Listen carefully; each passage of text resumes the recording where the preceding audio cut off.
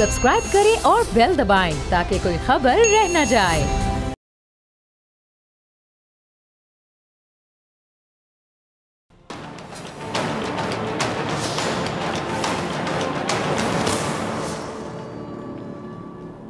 अस्सलाम वालेकुम नाज़रीन, मैं हूं डॉक्टर फिज़ा अकबर खान और मैं हूं पाकिस्तान और आप देख रहे हैं पाकिस्तान के सबसे बड़े न्यूज़ चैनल का नंबर 1 प्रोग्राम ऐसे नहीं चलेगा।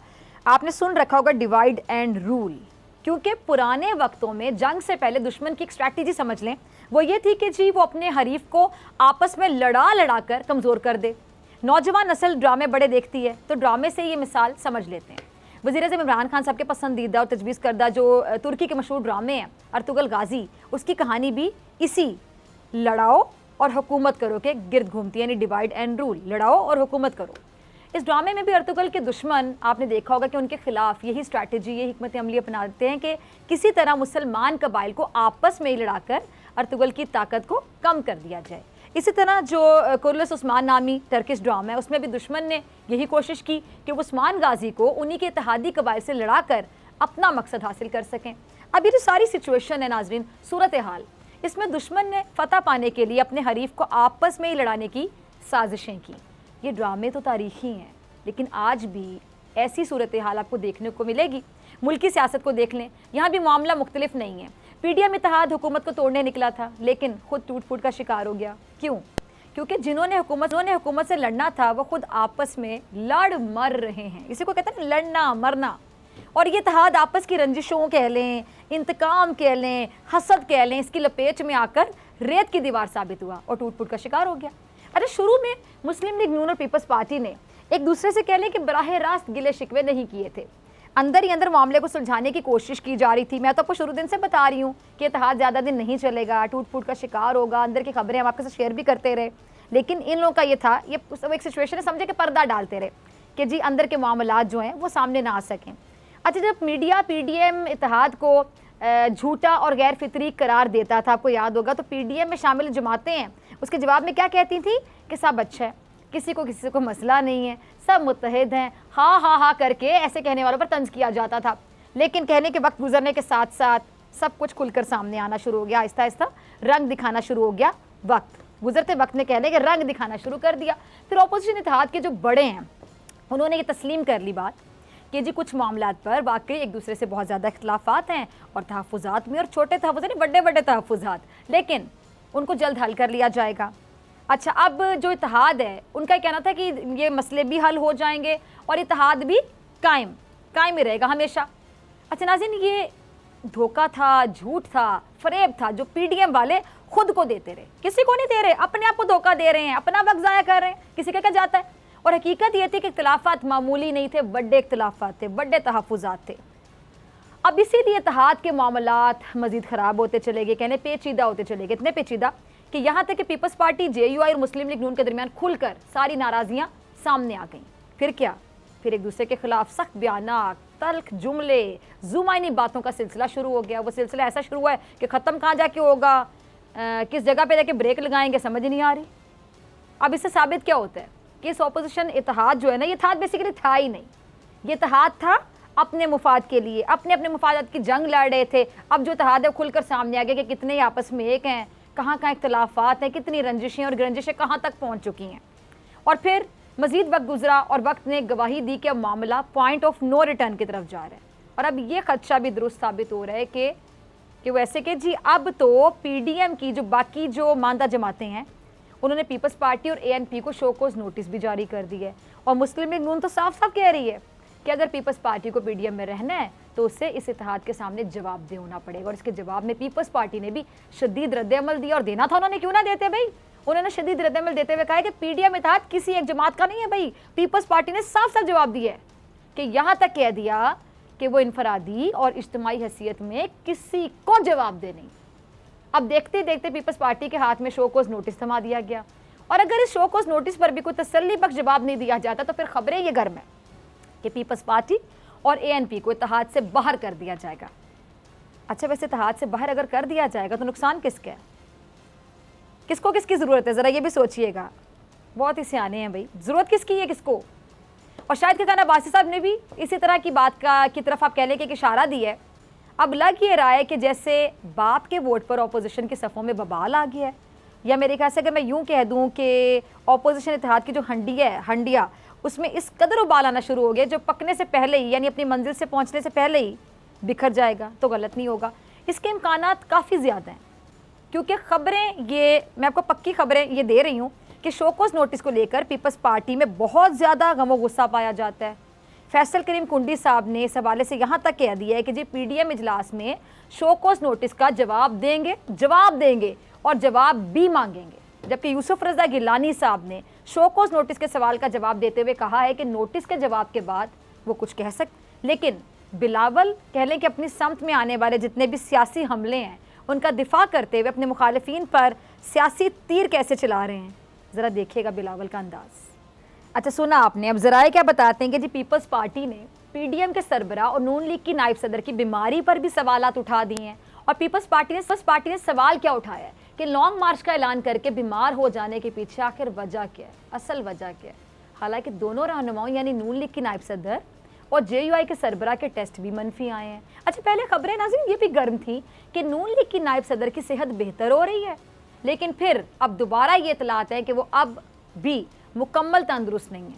अल्लाह उनको सेहत अता करे, आमीन। लेकिन पीपल्स पार्टी सवाल खड़े कर रही है कि दोनों के कोरोना मनफी हैं तो फिर ये खामोश क्यों हैं। और वो मोहतरमा जब खामोश होती है फिर तो सवाल उठते हैं, क्योंकि आराम से तो खामोश वो होती नहीं है। अच्छा वहाँ भी बोलती ना, बोलना बनता नहीं है। सियासी पंडित क्या कहते हैं, वो कहते हैं कि पीपल्स पार्टी ये बात भांप चुकी है कि नून लीग की नायब सदर बाहर जाने की तैयारियों में है, और शायद इसी को देखते हुए बिलावल ने इनडायरेक्ट कह लें कि नून लीग की नायब सदर को पैगाम दिया है कि हर वक्त मोहतरमा आर या पार नहीं हो सकता। और साथ ही उन्होंने ये भी कह दिया कि किसी को मनाने की कोई ज़रूरत नहीं है, जो इस बात की तरफ वाज़े इशारा कह लें कि पीपल्स पार्टी समझती है कि उसने अब तक जो भी सियासी कदम उठाए हैं वो बिल्कुल परफेक्ट हैं, दुरुस्त हैं, और इसको उन पर ज़रा भी पछतावा नहीं है। और दूसरा बिलावल की इस बात से एक और तासुर जाता है, अब ज़रा गौर कीजिएगा। वो तासुर क्या कि पीपल्स पार्टी को कोई फ़र्क नहीं पड़ता कि कौन उसके साथ है और कौन उसके साथ नहीं है। मैंने पहले भी आगाज़ में कहा था कि ज़रूरत किसको किसकी है, ज़रा सोचें। ये अगर पीपल्स पार्टी को बाहर निकालते हैं तो ज़रूरत तो पीपल्स पार्टी को आपकी है ही नहीं, आपको पीपल्स पार्टी की ज़रूरत है। यहाँ से इनकी अकल का अंदाज़ा लगा लें। पीपल्स पार्टी को कोई फ़र्क नहीं पड़ता कि कौन उनके साथ है और कौन उनके साथ नहीं है, क्योंकि उनकी पोजीशन काफ़ी स्ट्रॉन्ग है। जिनकी पोजीशन वीक है उनको ज़रूरत है उनकी। अब अलबत्ता जो गिलानी साहब हैं उन्होंने आज सेनेट में बतौर ऑपोजिशन लीडर अपने पहले खिताब में क्या कहा है कि वक्त पड़ने पर वो हुकूमत का साथ देंगे। गौर करें इस जुमले पे, वक्त पड़ने पर हुकूमत का साथ भी देंगे, और ये बात यकीनी तौर पर PDM पर नागवार गुजरी होगी, पसंद तो नहीं आएगी, चंगी तो नहीं लगी होगी ना गाल उन्होंने सुन के। अब यही नहीं, बिलावल ने भी PDM के सरबराह से भी दरख्वास्त की है कि वो अपनी जिम्मेदारियों का, अपनी रिस्पॉन्सिबिलिटीज़ का मुजाहरा करें और तमाम सियासी जमातों को साथ लेकर चलें, किसी एक जमात की हिमायत ना करें। अब ज़रा गौर कीजिएगा, गौरतलब बात यहाँ पे क्या है नाज़रीन, गौरतलब बात कि बिलावल एक जमात की हिमायत करने की बात, जो ज़ाहिर सी बात है मुस्लिम लीग नून और नून लीग और JUI दोनों पीपल्स पार्टी से नाराज़ हैं, और इसीलिए उन्हें शोकोज़ नोटिस भी भेजा गया है। अब इस शोकोज़ नोटिस का भी बिलावल ने जवाब दिए कि ज़रा बिलावल का क्लिप चलाइएगा। अच्छा आपने बिलावल को गौर से सुना। बिलावल ने एक तरफ मौक़िफ़ इख्तियार किया है कि उनकी जमात के लोगों को लगता है कि नून लीग गिलानी की जीत से हसद करती है, जैसे कि यूसुफ रज़ा गिलानी साहब की जीत इमरान खान को हज़म नहीं हो रही, इसी तरह नून लीग को भी हज़म नहीं हो रही। सिंपल बात है। अब देखा जाए नाज़रीन, ये कोई छोटी बात नहीं है, बड़ी सिंपल वे में उन्होंने क्लियर बात कह दी, लेकिन ये छोटी बात नहीं है। बिलावल सिंपलिसिटी से, बड़ी क्लैरिटी से बहुत बड़ी बात कह गए हैं। वो शोकोज़ नोटिस का जवाब भी देते हुए कह रहे हैं कि समझ में नहीं आता, जब से हम सेनेट इंतखाब में कामयाब हुए और गिलानी साहब सेनेट में अपोजिशन लीडर बने, तब से ऑपोजिशन से लड़ना शुरू हो गई है। गौर कीजिए इस बात पे। और ऑपोजिशन इमरान खान को बिल्कुल भूल गई है। अवाम हमें कभी माफ़ नहीं करेंगे अगर हमने इमरान खान को छोड़ दिया और अगर आपस में लड़ते रहे। साथ ही वो अपनी ऑपोजिशन जमातों को ये भी बता रहे हैं कि तहरीकें कैसे चलाई जाती हैं, जमहूरी अंदाज में चलते हुए अवाम के हकूक़ कैसे दिलाए जाते हैं, अपने मुखालिफ को शिकस्त कैसे दी जाती है, ये पीपल्स पार्टी से बेहतर कोई नहीं जानता। अब बिलावल ऑपोजिशन को बेसिकली बताना चाहते हैं कि वो हमें ना बताएं कि कैसे चलना। याद है सरदारी साहब ने भी कहा था कि हमें ना सिखाएं, हमसे सीख लें। वो अब बिलावल भी क्या कह रहे हैं कि हमें ना बताएं कैसे चलना है, कुछ सीख भी लें। साथ ही ऑपोजिशन की धरना और सड़कों की सियासत की ख्वाहिश पर बिलावल ने पीएनए वाले मॉडल की मिसाल दी और कहा कि उस मॉडल का खतरा ये है कि आप अपने अवाम को हुकूक नहीं दिलवा सकते, बल्कि आप जमहूरियत के लिए भी नुकसानदेह साबित होते हैं, नुकसानदेह बन जाते हैं ना। अब ऐसे बहरान पैदा करते हैं, ऐसी सूरत हाल पैदा कर देते हैं जिससे आमरीत का खतरा पैदा हो जाता है, किसी तीसरी कुव्वत को सर उठाने का मौका मिल जाता है। अब मुमकिन है कि बिलावल किसी जमात की तरफ इशारा करते हुए कह रहे हूँ कि वो अपने तर्ज सियासत से आमरीत को हवा देना चाहती है। बिलावल जरदारी ने अपोजिशन जमातों को ईंट का जवाब कह पत्थर से देते हुए कहा कि अवामी मफाद के लिए दुश्मन को भी दोस्त बनाना पड़ता है। जुल्फिकार अली भुट्टो ने अपनी हरीफ जमातों के साथ जमहूरियत की खातिर मिलकर काम किया। आसिफ अली जरदारी को जिन लोगों ने 7 साल जेल में रखा, मोहतरमा ने जमहूरियत की बहाली के लिए उन्हीं लोगों के साथ काम किया, उन्हीं लोगों के साथ काम किया जिनकी वजह से वो जिला वतन रही। अब ये वो किसको कह रहे हैं, इसके लिए ज़्यादा सोचने की ज़रूरत नहीं है। अच्छा, एक और बात, नून लीग की सफ़ों में गुस्से की लहर तब दौड़ी जब बिलावल ने कहा कि वो लोग जिन्होंने गिलानी को नाअहल करवाया, फिर उन्हीं के वोटों से हमने यूसुफ रज़ा गिलानी को सेनेटर बनवाया। बिलावल ने जहां अपनी सियासी चाल का कह लें कि बिलावल ने जहां अपनी सियासी चाल का कमाल बयान किया, वहीं एहसन इकबाल साहब ने अपने जलाल का इजहार कर दिया। ज़रा सुनिए क्या कहते हैं एहसन इकबाल साहब। अच्छा, पहले तो मैं एहसन इकबाल साहब की इस बात से बिल्कुल अग्री नहीं करती जो बार बार वो कह रहे हैं जी बिलावल नौमौलूद है, बच्चे हैं, इतना बिलावल की उम्र नहीं है जितना हमारा सियासी तजर्बा है। तो फिर आप लोगों को शायद कड़वी लगेगी बात। एहसन इकबाल साहब, आप और आप जैसे जितने भी लोग जो बिलावल की उम्र पर उन पर तनकीद करते हैं, किसी की भी उम्र को देखकर आप अंदाज़ा लगाते हैं कि उसका तजर्बा का, मैं नो डाउट कि तजर्बा मैटर करता है, तजर्बा बहुत मैटर करता है, लेकिन कुछ लोग तजर्बे के बगैर भी बड़े ज़हीन होते हैं। और आप ये ना भूलिए कि बिलावल जरदारी जो हैं, कहते हैं ना कि माँ की गोद पहली दरसगाह होती है। किस गोद में पले वो? बेनज़ीर भुट्टो, जो मुल्क की पहली खातून वज़ीर आज़म बनी थी, ये ना भूला करें आप। और जरदारी साहब उनके वालिद हैं, जिनके बारे में आप लोग भी मानते हैं, सब मानते हैं। ये कहा जाता है कि एक जरदारी सब पर भारी। तो जरदारी साहब के बेटे बेनज़ीर भुट्टो की गोद उनकी पहली दरसगाह, तो बिलावल को मेरे ख्याल से हल्का नहीं लेना चाहिए। और फिर सारी बातें छोड़ के अभी जितना भी आपने देखा नाज़रीन, जब से पीडीएम इत्तेहाद बना, सबसे ज़्यादा मेच्योरिटी का मुजाहिरा कौन कर रहा है? यही बिलावल जरदारी साहब। तो फिर उम्र में कुछ नहीं रखा, आपके तजर्बों में क्या रखा है? तजर्बों से आप लोगों ने कुछ नहीं सीखा, बार बार गिर के भी आप लोग ना कुछ सीख सके। तो फिर मेरे ख्याल से आप बच्चों से सीखना शुरू कर दें। अब नौमौलूदों से आप क्लासेस लें। मेरा ये ख्याल है कि अगर बिलावल आपसे ज़्यादा अच्छा परफॉर्म कर रहे हैं, स्मार्ट मूव करते हैं और ऐसी आपकी चालों का जवाब देते हैं, इनका जवाब पत्थर से देते हैं, तो फिर मेरे ख्याल से जितनी भी बड़ी उम्र के लोग हैं जो बिलावल को उम्र की वजह से तनकीद का निशाना बनाते हैं, वो बिलावल से क्लासेस लें। अब मेच्योरिटी का मुजाहिरा कैसे करना है, दिमाग से काम कैसे लेना है, सिचुएशन को देखते हुए डिसीजन कैसे लेना है, स्ट्रैटेजी क्या अपनानी है, हिकमत अमली क्या अपनानी है। तो तजर्बे से ज़्यादा मेरे ख्याल से जहानत मैटर करती है। और सबसे बड़ी बात, अपनी गलती को मानें, सीखें। लेकिन आप लोग तो गलती को मानते नहीं, आपने सामने वाले पे तनकीद करनी है, अपने गिरेबानों में अपने झांक के नहीं देखना। और बिलावल अगर सबको साथ लेकर चलना चाहते हैं तो क्या गलत है? उन लोगों के साथ भी काम करने को तैयार है जिनकी वजह से बिलावल की वालिदा को अपने बच्चों समेत नैब की पेशियां भुगतनी पड़ी थी। और मौला बख्श आंडियो साहब ने तंज़ी करते हुए कहा था कि नून लीग तो हमारे पेट फाड़ना चाहती थी। गर्ज ऐसे ऐसे बयान दिए गए जिसको भुलाना पीपल्स पार्टी के लिए, क्या किसी भी शख्स के लिए आसान नहीं है। लेकिन जमहूरियत को पटरी पर चढ़ाने के लिए पीपल्स पार्टी ने सारे आप समझ लें कि सियासी इंतकाम, अपने हरीफ की हर गलती को माफ़ किया। तो क्या गलत किया? इसी को तो जमहूरियत कहते हैं, इसी को तो जमहूरी जमात कहते हैं। प्रैक्टिकली साबित किया पीपल्स पार्टी ने। वो आप लोगों को गलत लग रहा है और जो आप लोग कर रहे हैं वो सही है, वो जमहूरियत है। क्या बात है आप लोगों की। और अब भी वो इस ख्वाहिश का इजहार करें कि वो सब जमातों को साथ लेकर चलना चाहते हैं। उनकी तारीफ बनती है, तनकीद नहीं बनती अल्लाह के बंदो।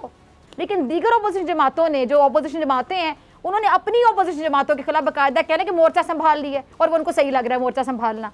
बकरी जमहूरियत है बकरे लोगों की। अब मुस्लिम लीग नून क्या कह रही है कि बिलावल जरदारी सियासत में अभी नौमौलूद हैं, उनकी जितनी उम्र है उतना हमारा सियासत में तजर्बा है, इसलिए उन्हें सोच समझ कर बात करनी चाहिए। कोई ऐसी बात ना करें जिनसे मुश्किल उनके लिए भी पैदा हो जाए और जमहूरी जद्दोजहद के लिए भी मसाइल पैदा हो जाए। मैं अपने अल्फाज दोहराऊंगी। जहाँ तक बिलावल के जो नौमौलूद होने की बात आप लोग करते हैं ना, इस पर मैं दोबारा कहना चाहूँगी कि फिर आपसे ज़्यादा अक्लमंद या आपसे ज़्यादा मेच्योरिटी का मुजाहरा तो बिलावल ने कर दिया। फिर आप कम उम्र से सीखें ना।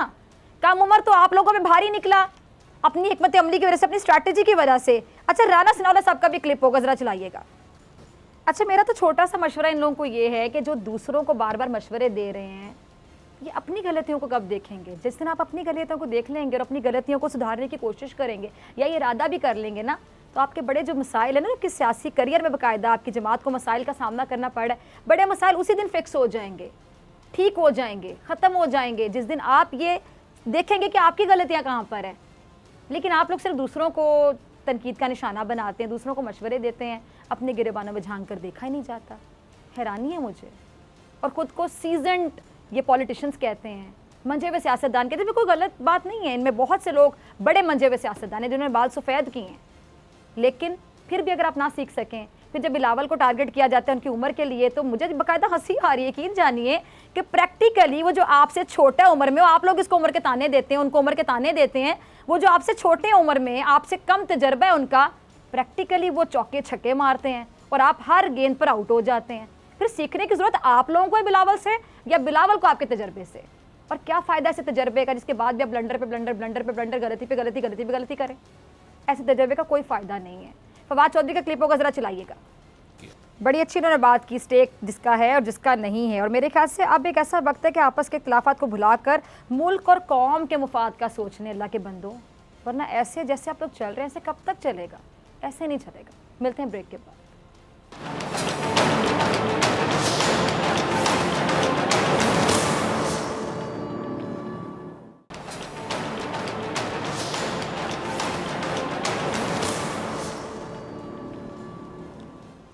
वेलकम बैक नाजरीन। सेनेट में अपोजिशन लीडर के मामले पर आपको पता है कि पीडीएम में दरारें जो है मजीद गहरी होती जा रही हैं। पीडीएम ने पीपल्स पार्टी और एएनपी को शोकोज नोटिस भी जारी कर दिए हैं, जिसमें पीपल्स पार्टी से बाकायदा जवाब मांगा गया है कि जी आपने हुकूमती अरकान का वोट क्यों हासिल किया। आज सेनेट में अपोजिशन के 2 अलहदा इजलास भी मुनक्किद हुए हैं। अच्छा नाज़रीन, शोकोज नोटिस है, इसके बाद पीपल्स पार्टी बहुत गुस्से में है और ज़राए के मुताबिक पीपल्स पार्टी ने मौलाना फजलुर रहमान साहब और मरियम नवाज़ की बीमारी पर भी सवालात उठा दिए हैं। पीपल्स पार्टी की जानिब से कहा गया है कि लॉन्ग मार्च का ऐलान करके बीमार हो जाने के पीछे आखिर हक़ाइक़ क्या हैं। मौलाना और मरियम नवाज़ साहिबा का टेस्ट मनफी आने के बावजूद दोनों की लॉन्ग मार्च पर खामोशी मायने खेज़ है। अच्छा, ज़रा ये भी बताते हैं कि पीपल्स पार्टी ने शोकोज नोटिस के हवाले से अपना रद्द अमल देते हुए कहा है कि शोकोज नोटिस का जवाब भी देंगे और पीडीएम सरबराही इजलास में जवाब भी मांगेंगे।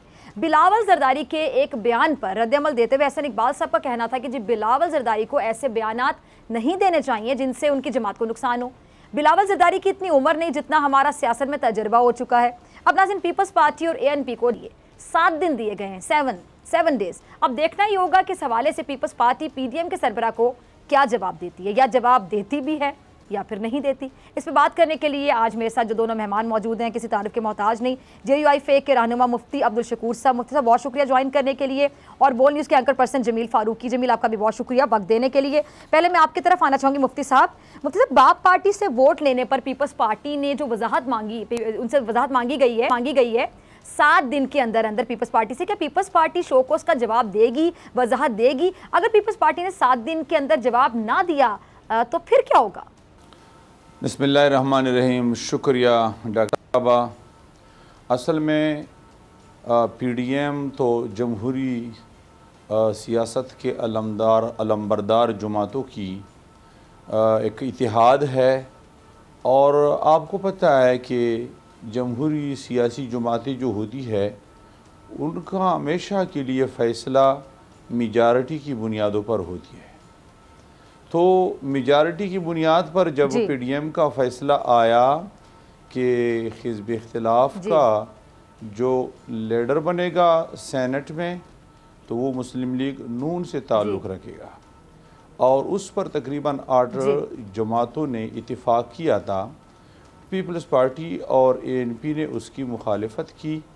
तो इस पर कोई शक नहीं कि शुक्रान देना सियासी जमातों का एक हमेशा के लिए एक तरीक़ेकार है, रहा है, और इसमें कोई कबाहत भी नहीं है। तो अगर उनसे ये जवाब तलब करे कि आप वजाहत करें कि आप इसके होते हुए कि अपने आप को हिज़्ब इख्तिलाफ़ में ज़ाहिर करते हैं और आपके अंदरूनी खाना हुकूमत के साथ ताल्लुकात भी अच्छे तरीके से हैं, तो इसका माना यह है कि आप 2 किश्तियों पर पाँव रखते हैं और अद्दा तितर और अद्दा बटेर वाला के किरदार अदा करते हैं।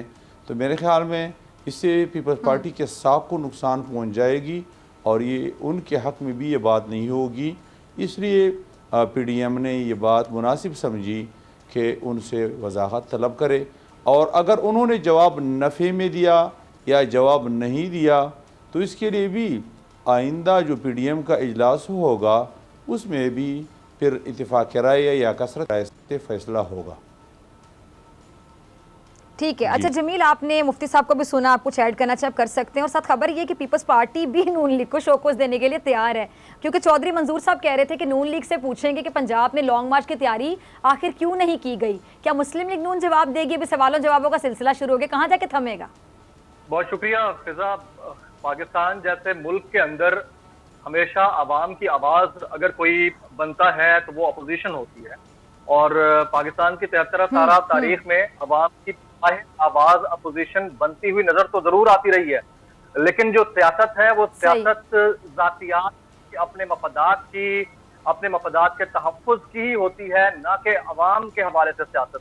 और इसमें कोई मुझे इसमें तजब्जुब नहीं है कहने में कि जहां पर भी पीडीएम से रिलेटेड किसी भी बड़ी शख्सियत का अपना जाती मफाद हर्ट होगा, अपना जाती मफाद हर्ट होता हुआ नजर आएगा, वहां पर इसकी सियासत अवाम की सियासत से हटकर की सियासत की तरफ मुड़ जाएगी। और ये हमने गुज़िश्ता 6 महीने के अंदर देख लिया है। आप देखिए कि कुछ दिन पहले यूसुफ रजा गिलानी साहब मुश्तरका कैंडिडेट थे चेयरमैन सेनेट के लिए, जिसके लिए नून लीग और पीपल्स पार्टी दोनों मिलकर बशमूल दीगर 9 जमातें ये वोट करने के लिए तैयार थे।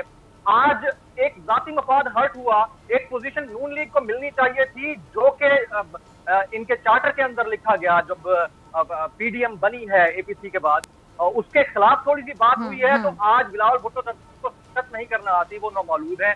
आज यूसुफ रजा गिलानी साहब सिलेक्टेड हैं, और वो लोग जो प्राइम मिनिस्टर पाकिस्तान इमरान खान को floor of the house selected कहते हुए नजर आते थे, अब उनकी तोपों का रुख एक दूसरे की तरफ है, एक दूसरे को सिलेक्टेड कह रहे हैं। मैं यहाँ पर एक चीज और ऐड कर दूंगा। मरियम नवाज शरीफ साहिबा ने गुज़िश्ता रोज एक ट्वीट किया, और ट्वीट ये किया कि इमरान खान साहब ये जो जिहाद का लफ्ज इस्तेमाल कर रहे हैं इस पर फतवा लगना चाहिए।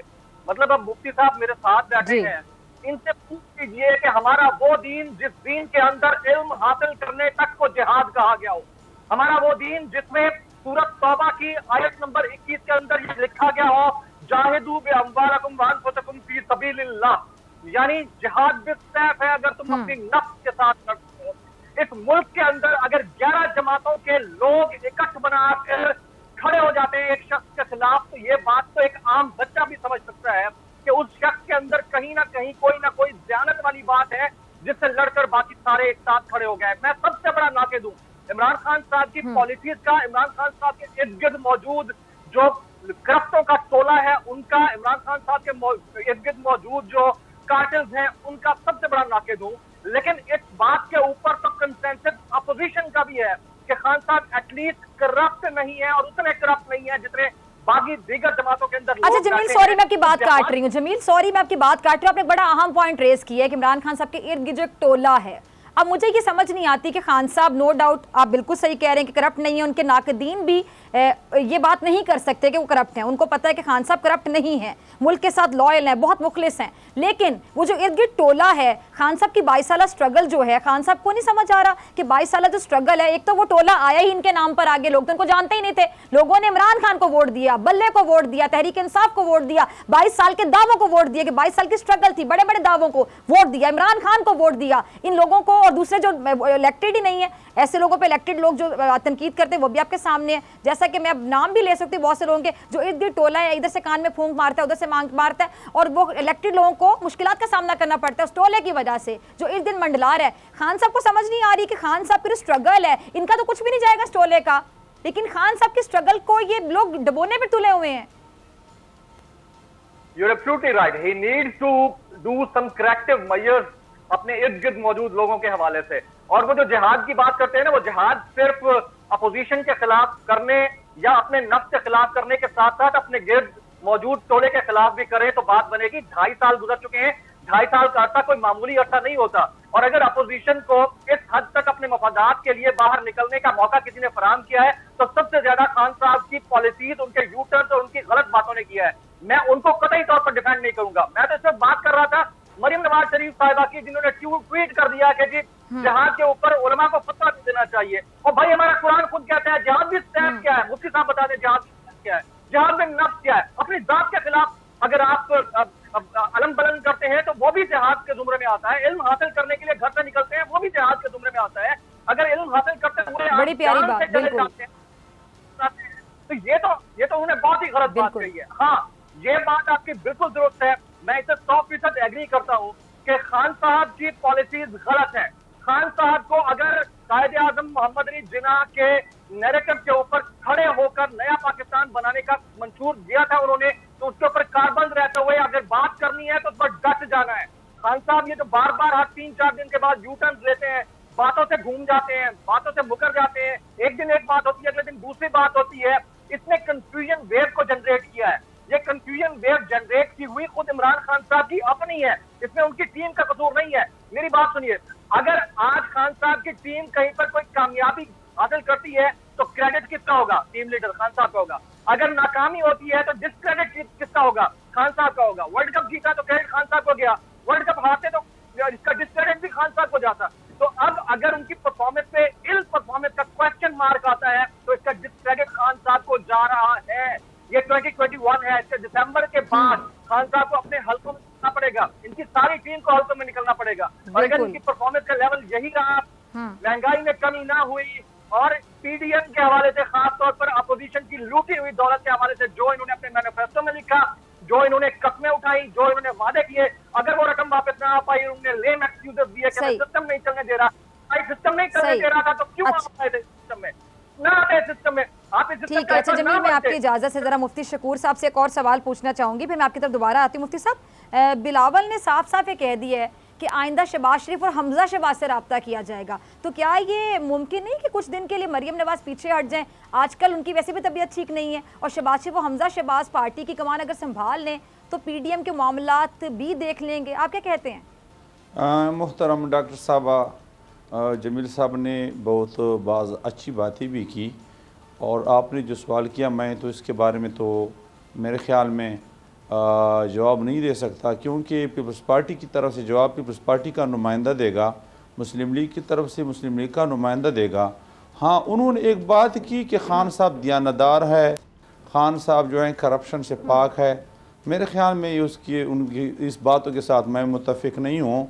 सबसे बड़ा बददियानती उन्होंने ये की कि 18 अकाउंट उन्होंने फॉरेन फंडिंग केस के हवाला से जो उन्होंने चुकाए थे, क्या उन्होंने ये बददियानती नहीं की थी? अपने करप्शन पर पर्दा उन्होंने नहीं डाला था। और इसके अलावा उन्हीं की हुकूमत, सूबाई हुकूमत खैबर पख्तूनख्वा का जो ये BRT के हवाला से या इसके अलावा बहुत से ये जो बेलेंट्रीज़ के हवाला से, क्या उन्होंने स्टे नहीं लिया कि हमारे बददियानतियों पर, हमारे करप्शन पर नेब भी एक्शन न ले? अदालत से वो जो मरात और स्टे लेते हैं, तो क्या ये NRO उन्होंने नहीं लिया? तो अपने करप्शन को छुपाते नहीं। और ये आजकल जो मुल्क में जो कुछ हो रहा है, खान साहब उस पर खामोश तमाशाई क्यों कर है? जो बदअमनी का बहुत बड़ा लेर हमारे कबाइल में आया, लोग शहीद हो रहे हैं। हमारे सालार आला अब्दुलसलाम साहब को बम धमाके में शहीद हुआ, कोई हुकूमत ज़िम्मेदार ने उस पर कोई अब तक एक बात तक नहीं की। और आज हमारे रहीम मलक बहुत बड़े मलक थे, उनको टारगेट किया और 4 जो लोगों को शहीद किया बेदर्दी के साथ, और 4 ख़वातीन को जो शहीद किया गया।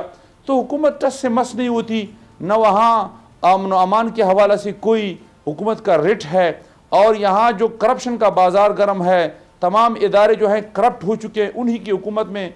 बैनुल-अक़वामी दुनिया ने इस हवाले से जो तहफ़्फ़ुज़ात का इज़हार किया कि पाकिस्तान में करप्शन में 7% तक इजाफ़ा हुआ है पिछले दवार से। और इसके अलावा जो हैं ये महंगाई है। खान साहब ने ख़ुद जो बातें की थी इस हवाले से, तो उनको तो चाहिए था कि वो ख़ुदकुशी कर लेते, लेकिन आज तक उन्होंने ख़ुदकुशी, अगरचे हराम है, उनको नहीं करना चाहिए था, लेकिन उन्होंने ये बातें की थी। खान साहब जो बातें कर रहे हैं कि रियासत मदीना है, क्या पाकिस्तान जब रियासत मदीना है, उन्हीं की हुक्मरानी में शराब की फैक्ट्रियों को इजाज़त मिल रही है, लाइसेंस दे जा रहे हैं, तो क्या ये रियासत मदीना है? तो मेरे ख्याल में अखलाकी तौर पर भी वो करप्ट है और माली तौर पर भी करप्ट है, सियासी हवाले से वो भी करप्ट है। तो मेरे ख्याल में उसकी दियानत की चर्चे इतने इतने इतने गलत बातें हैं कि उससे कोई दियानतदार आदमी मुतफिक नहीं हो सकता। और ये वर्ल्ड कप वगैरह, ये तो इसके अलावा उनके साथ एक टीम थी, उन टीम के कारनामे थे, उन्होंने ले लिए, लेकिन यहाँ टीम के जो गलत काम है वो अपने सर पर अब नहीं लेते।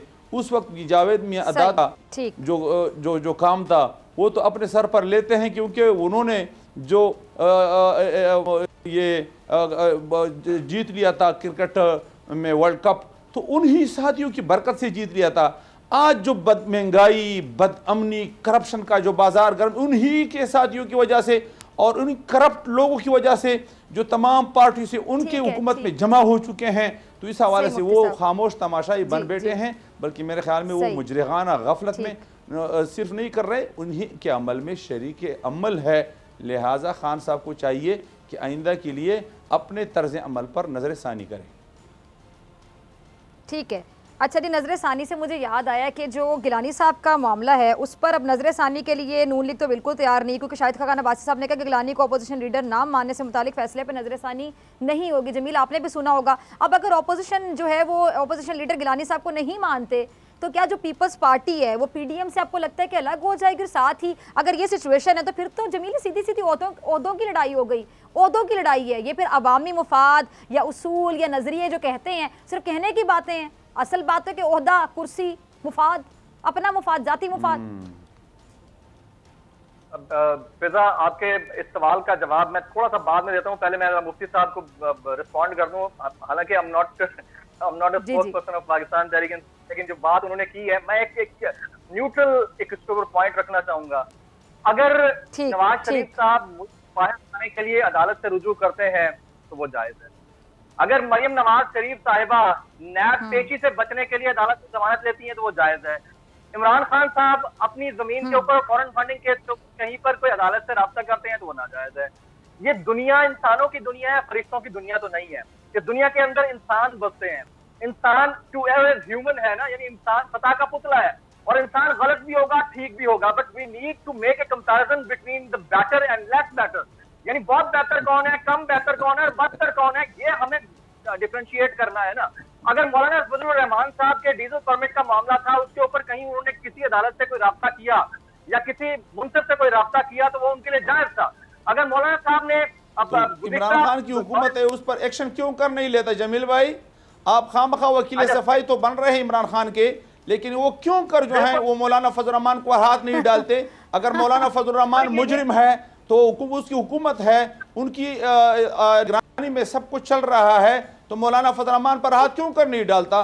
अगर वो मुजरिम है, अगर वो करप्ट है, तो आप भी मेरे ख्याल में खामखा जिद इनात के चश्मे लगाकर मौलाना फजलुर रहमान की करप्शन तो वो साबित नहीं, अगर साबित है तो उनको चाहिए कि उन पर हाथ डाले। मेरे ख्याल में ये तो आप ज्यादती कर रहे हैं। मौलाना फजलुर रहमान शफाफ सियासत उन्होंने सारी जिंदगी की, उसके खिलाफ जो है आपको चाहिए था कि उनकी अफजल अफजाई करते, आप उनकी खामखा मुखालिफत करते। जमील भाई, इंसाफ से काम लेना चाहिए मेरे ख्याल में। ये तर्ज जमील आप क्यों नहीं कर रहे? मेरी बात सुने जमील, एक मिनट, आप तरफदारी क्यों नहीं कर रहे मौलाना साहब की? बताइए जरा, मुफ्ती साहब आपसे जानना चाहते हैं।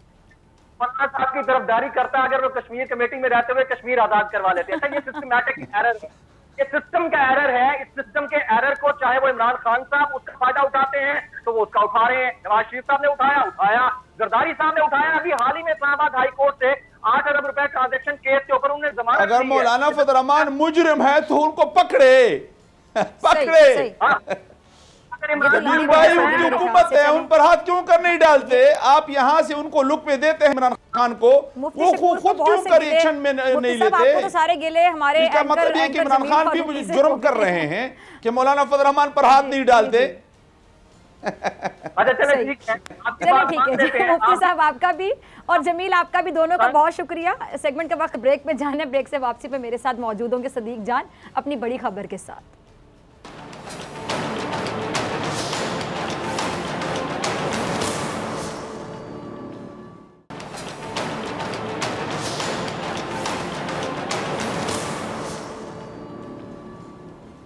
वेलकम बैक नाजरीन। इस सेगमेंट में हमेशा की तरह मेरे साथ मौजूद हैं सदीक जान अपनी बड़ी खबर के साथ। सदीक, क्या है आज की बड़ी खबर?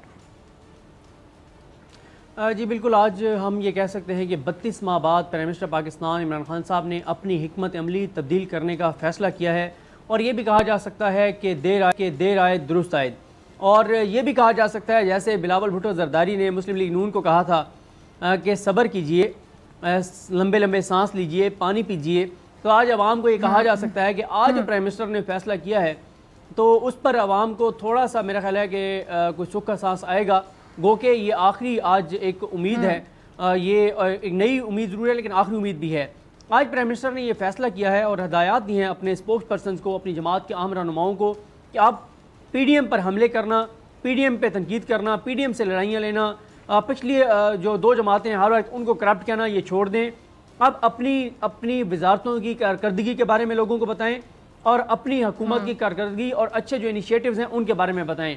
ये वो चीज़ है जिसकी बहुत अरसे से ज़रूरत महसूस की जा रही थी कि प्राइम मिनिस्टर को अब अपनी टीम से ये कहना चाहिए कि हर वजीर आकर अपनी वजारत पर बात करे, अपनी कारकर्दगी पर बात करे, बजाय इसके कि हर वक्त ये कहना कि जरदारी चोर था, नवाज शरीफ करप्ट था, वो लुट के खा गए, उन्होंने ये कर दिया, उन्होंने ये कर दिया। भाई वो तो चले गए ना, अब हुकूमत आपके पास है, आप क्या कर रहे हैं? बिल्कुल देखें, बिल्कुल लोग आप क्या करें, आपसे पूछा जाएगा। बिल्कुल लोग इनसे क्या सुनना चाहते हैं? लोग इनसे क्या सुनना चाहते हैं जी कि आपने 50 लाख घरों का कहा, आपने नया पाकिस्तान हाउसिंग सोसाइटी और ये नया पाकिस्तान हाउसिंग प्रोजेक्ट जो मुतारिफ करवाया उसका आपने कहा जी कर्जे मिलेंगे, कैसे मिलेंगे? लोग सुनना चाहते हैं कि आपने कहा कि हमने उसकी लोग जो बेनिफिशियरीज होंगे उनकी तादाद बढ़ा दी है, कैसे बढ़ाई है? बैंकों का आपने खत लिखा, उस पर क्या हुआ?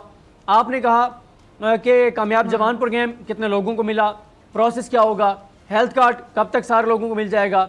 एहसास प्रोग्राम में क्या हो रहा है? कैसे आप लोगों को कर्जे देने जा रहे हैं? कैसे अपने पाँव पर खड़े करने जा रहे हैं? कैसे जॉब क्रिएशन आप करने जा रहे हैं?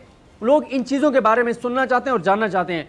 लेकिन बदकिस्मती से हो क्या रहा था? हो ये रहा था कि हर वक्त इनके बुजुर्ग की बातें, इमरान खान साहब की टीम की बातें सिर्फ और सिर्फ PDM, Noon League, People's Party, Fazlur Rahman साहब, ये सारी चीजें उनका हर चीज पर बात करते थे। अच्छा सदीक एक मिनट ये जो सदीक एक मिनट, सॉरी मैं आपकी बात काट रही हूँ, ये आपने मेरे दिल की बात कर दी कि जितने लोगों के साथ आपका भी उठना बैठना होगा, हमसे भी लोग पूछते हैं, जारी बात हम टीवी पर आते हैं, हम प्रोग्राम करते हैं, हमारा प्रोग्राम देखा जाता है, तो बहुत से लोग आपसे भी पूछते होंगे, मुझसे भी पूछते होंगे।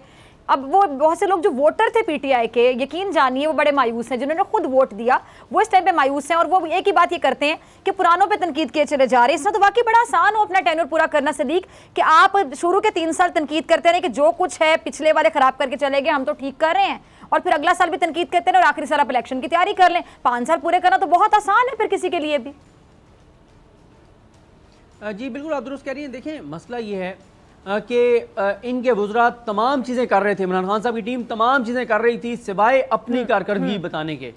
अब आप देखें होता क्या है, एक वजीर प्रेस कॉन्फ्रेंस करता है अपनी वजारत के हवाले से 15 मिनट की, पहला सवाल उससे PDM के बारे में होता है, वो जवाब देता है, टीवी पे खबर PDM वाली चलती है, उसकी कारकर्दगी पर बात नहीं होती।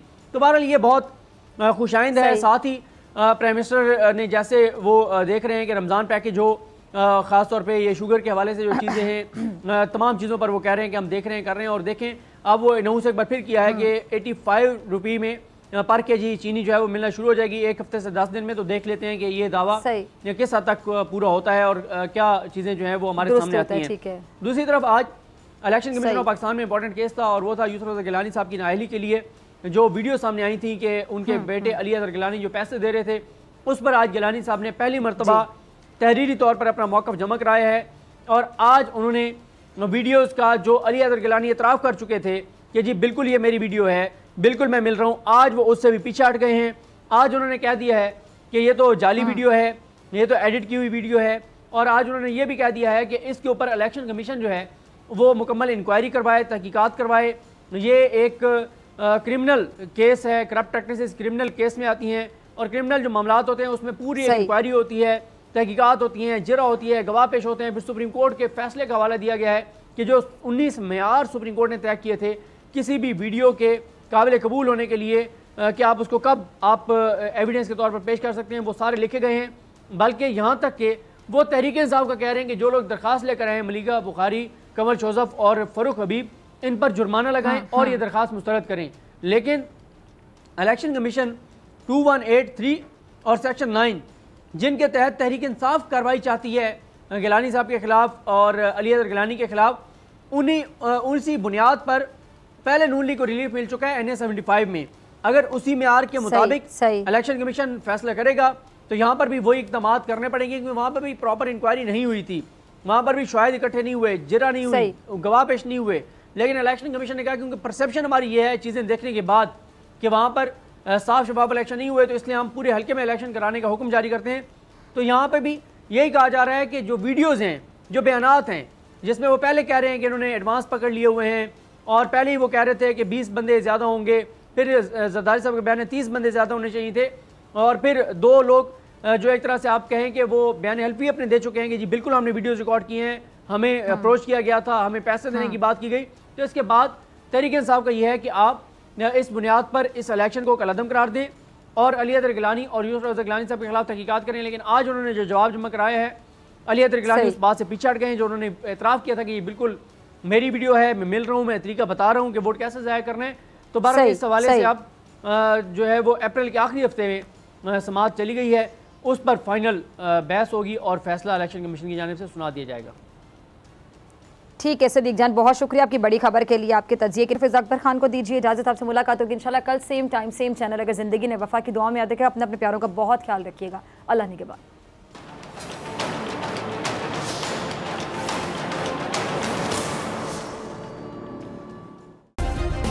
सब्सक्राइब करें और बेल दबाएं ताकि कोई खबर रह न जाए।